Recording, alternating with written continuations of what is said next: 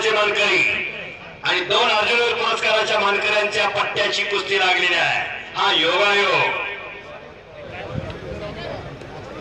घटना देवतोय योगेश पवार नगरचा बोलगा पंचाचा निर्णय